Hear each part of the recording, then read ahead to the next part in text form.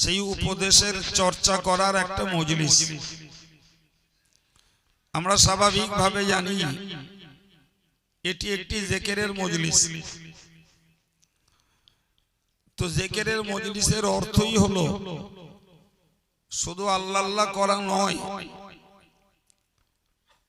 জিকিরের মজলিসের অর্থ শুধু লা ইলাহা ইল্লাল্লাহ বলা নয়, বরং ওটা যেমন জিকিরের একটা পার্ট,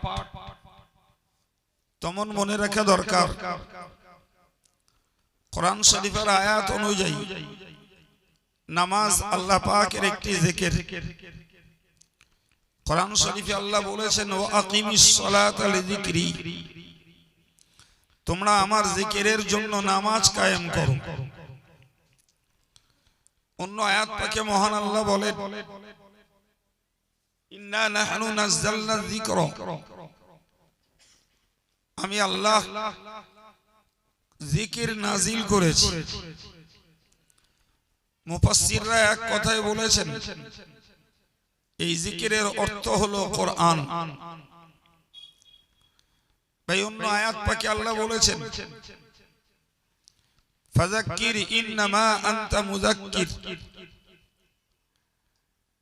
নবী তুমি উপদেশ দাও, তুমি কেবলমাত্র উপদেশক। সুতরাং এটা একটা উপদেশের মজলিস, যে উপদেশকেও কোরআনের ভাষায় জিকির বলা হয়। সুবহানাল্লাহ। ভাই অন্য আয়াত পাকে আল্লাহ বলেছেন ওমান আ'রাদা আন যিকরি ফাইন্না লাহু মাঈশাতান দানকা, যারা আমার বিধান থেকে মুখ ফিরিয়ে নেয় তাদের জন্য আমি আল্লাহ জীবন ধারণকে সংকট করে দেই। এই আয়াত পাক থেকে প্রমাণিত হয় শরীয়তের হুকুম, খোদাই সংবিধানটাও এটিও একটি জিকির। সর্বোপরি মনে রাখা দরকার আল্লাহ বলেছেন ইয়া আইয়ুহাল্লাযীনা আমানু যকুরুল্লাহ যিকরান কাসীরা, হে ঈমানদারগণ তোমরা বেশি বেশি করে আল্লাহ পাকের জিকির করো। সম্মানিত ভাইরা আমার, এই জিকিরের অর্থ হলো জবানে আল্লাহ পাকের নামকে জপ করা। সুবহানাল্লাহ।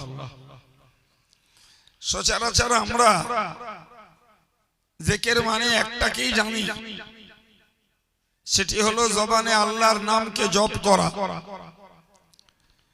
এবং জবানে লা ইলাহা ইল্লাল্লাহ তাওহীদের এই মন্ত্রকে জপ করা, এটাকেই আমরা জিকির বলি।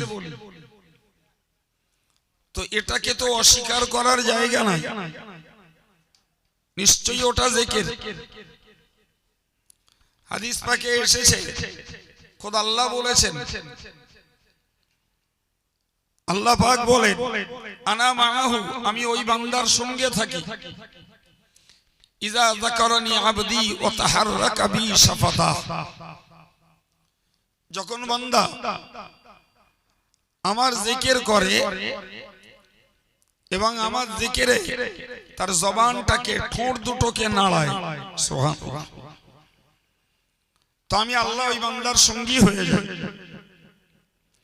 এ থেকে বুঝতে পারা যায় যে জবানের জিকিরটাও নিঃসন্দেহে জিকির, কিন্তু এটাই কেবলমাত্র জিকির নয়। আমার এই কয়েক মিনিট খরচা করে কথাগুলো বলার উদ্দেশ্য এটা, জবানের জিকিরটা নিশ্চিত জিকির, কিন্তু কেবলমাত্র এটাই জিকির নয়, বরং কোরআনের বক্তব্য অনুযায়ী বুঝতে পারা যায়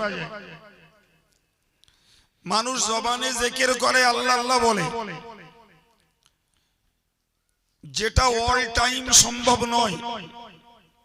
যদিও রাসূল বলেছেন লা ইয়াজালু লিসানুকা রাতাবাম বিযিকরিল্লাহ, তোমার জিহ্বাটা যেন সর্বদা আল্লাহর জিকিরে ভিজে থাকে। সুবহানাল্লাহ। তার মানে তুমি চেষ্টা করো সর্বসময় তোমার জবানটাকে আল্লাহ পাকের জিকিরে সিক্ত রাখার জন্য। প্রিয় নবী বলতেন, আমার আনি রব্বি বিতিসিন, আমার আল্লাহ আমাকে 9টা কাজের হুকুম করেছেন। সুবহানাল্লাহ। খোদ রাসূল বলছেন, আমাকে আমার আল্লাহ, আমার রব 9টা কাজের হুকুম করেছেন। তার মধ্যে একটি হলো নুতকি যিকর, আমি যত কথা বলি সমস্ত কথাগুলো যেন আল্লাহ পাকের জিকির সম্বলিত হয়। বড় দায়িত্বের কথা, অত্যন্ত সতর্কতার বার্তা যে রাসূলকে আল্লাহ দায়িত্ব দিলেন যে তোমার সমস্ত কথাগুলো যেন জিকির সম্বলিত হয়, জিকিরের সঙ্গে বিজড়িত হয়। তোমার কথা যেন বেফাঁস না হয়, তোমার কথা যেন গালিমূলক না হয়, তোমার কথাগুলো যেন পর্যালোচনামূলক না হয়, তোমার কথা তোহমতমূলক না হয়, তোমার কথা অপরের প্রতি দোষান্বিত না হয়, বরং তোমার কথাগুলো হোক আমি আল্লাহর জিকির সম্বলিত। প্রিয় ভাইরা আমার, এই হাদিস থেকে বুঝতে পারা যায় যে এক আল্লাহ নামকে ডাকা এটা একটা জিকির। আর আমি হাফেজ সাহেব বললাম, হাফেজ সাহেব সব সময় মনে মনে আল্লাহ আল্লাহ করার চেষ্টা করার দরকার। কখনো নিজের মনটাকে আল্লাহ থেকে বিচ্ছিন্ন করা কোন আল্লাহ ওয়ালার পক্ষে উচিত নয়। আমার এই কথাটাও আমি একজন ব্যবসায়ী ভাইকে বললাম, ভাই ব্যবসা করছেন, আল্লাহ ব্যবসাতে বরকত রেখেছেন, রুজিকে যদি 10টা ভাগ করা হয় তো 9 ভাগ রুজি নিহিত রয়েছে হালাল ব্যবসার মধ্যে। তবে ব্যবসার স্বচ্ছতা চাই, সততা চাই। সত্যবাদী ব্যবসায়ী আল্লাহর বন্ধু, যারা মিথ্যা কথা বলে ব্যবসা করে তারা শয়তানের বন্ধু।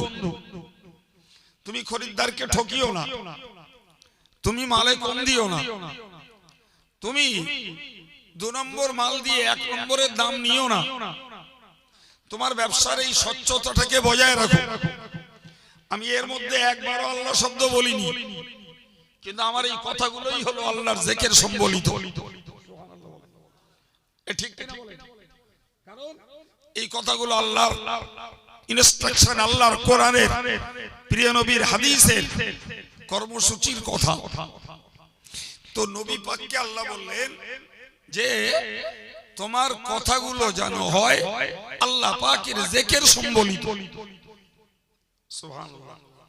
ভাই আমরা ক্ষণিকের জন্য আল্লাহ আল্লাহ করতে পারি, ক্ষণিকের জন্য লা ইলাহা ইল্লাল্লাহ বলতে পারি, এটি আমাদের দ্বারা হয়ে ওঠে, কিন্তু অল টাইম আমাদের কথাগুলো আল্লাহ পাকের জিকির সম্বলিত হবে, এটি বোধহয় আমাদের সম্ভব হয়ে ওঠে না।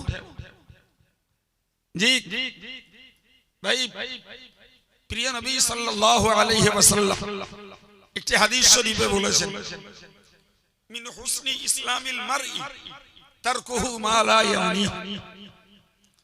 মিন হুসনি ইসলামিল মারই, একজন